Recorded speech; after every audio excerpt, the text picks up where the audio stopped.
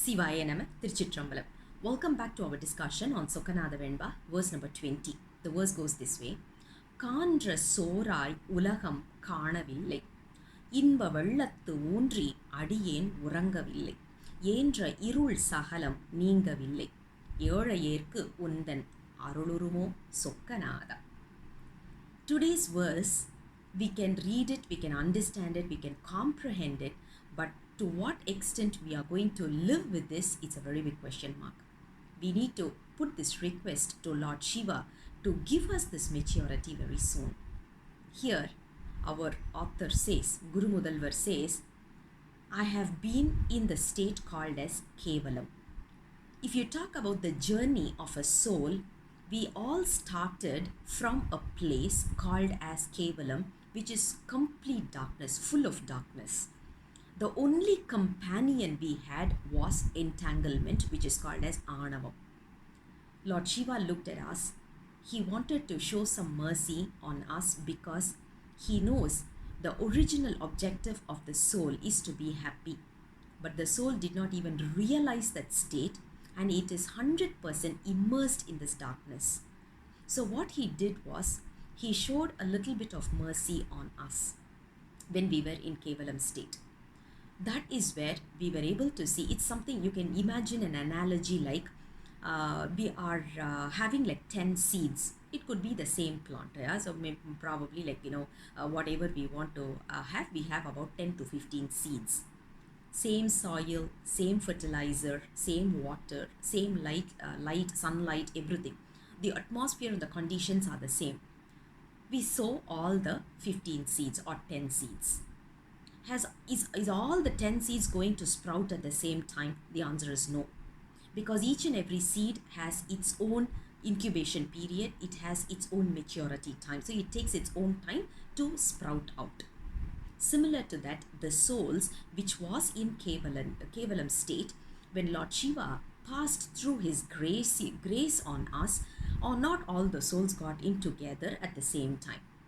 One or two souls, when it started sprouting out from the darkness, and the first thought the soul got, that is the time Lord Siva gave Dhanu Karana Bhuvana Bhogam, which we already saw. Dhanu means body, Karanam are the senses, Bhuvanam is the world, Bhogam are the pleasures. So Lord Siva gave Dhanu Karana Bhuvana Bhogam so that the soul can achieve a state called as Suddham. Suddham is the place where it's a purest form where we achieve Lord Shiva's lotus feet. So Lord Siva showed his mercy, showed his grace on us. So because of that, we started sprouting out of the darkness, and he gave Dhanu Karana Bhuvana Bhogam, and we started living in it. By right, when we live in this planet, when we live in this particular world, how should it feel to us?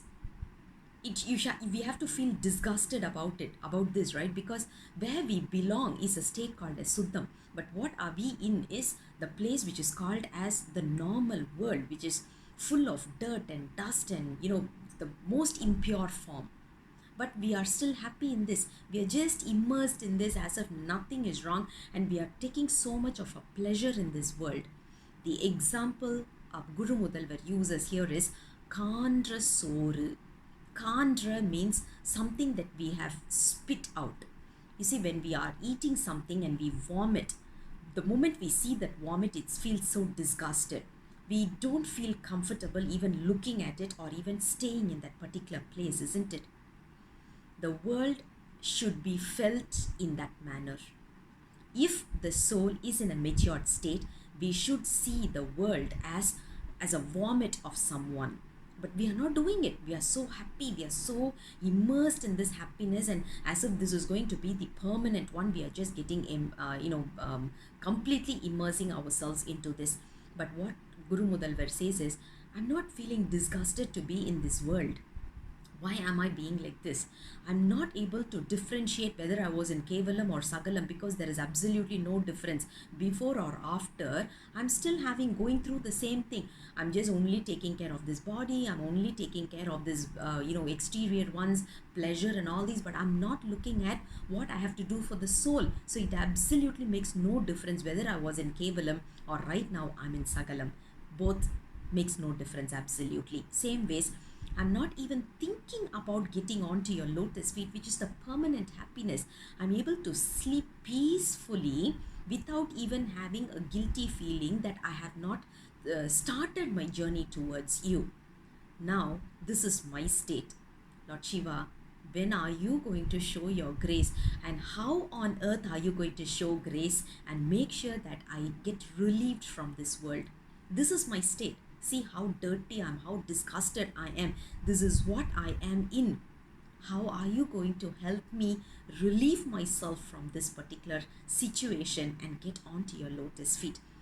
That's what verse number 20 is all about. As I said when we started this verse, I'm not sure whether we are able to comprehend the meaning in the right manner, but only thing we have to do is again request Lord Shiva that at least to understand this, he needs to at least give us a maturity to understand this verse, to start longing for this meaning, the real meaning of this.